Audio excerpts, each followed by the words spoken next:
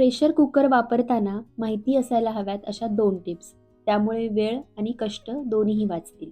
कुकरमध्ये डाळ शिजवताना, खिचडी बनवताना किंवा मग असं सांबार बनवत असाल, तर बऱ्याचदा काय होतं कुकरमधलं पाणी बाहेर येतं.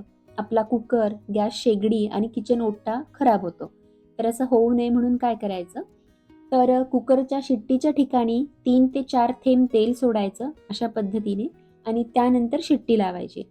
यामुळे कुकरमधलं पाणी म्हणजे डाळीचं पाणी अजिबात बाहेर येत नाही. आपला कुकर स्वच्छ राहतो.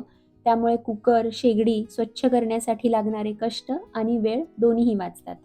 आता आपली दुसरी टीप सांबारसाठी. सांबार करताना तुरीच्या डाळीसोबतच 2 चमचे मसूर डाळ, एखादा चमचा उडीद डाळ आणि एखादा चमचा हरभरा डाळ घ्यावी. असं मिश्र डाळींचं सांबार केलं की आपल्या घरच्या सांबारला सुद्धा अगदी हॉटेलमध्ये मिळतं ना तशी चव येते.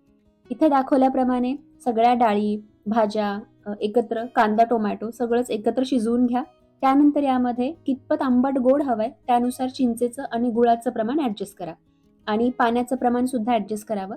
त्यानंतर बाजूला एका तडका पॅनमध्ये फोडणी करून यामध्ये घातली की फक्त एका कुकरमध्ये सांबार तयार.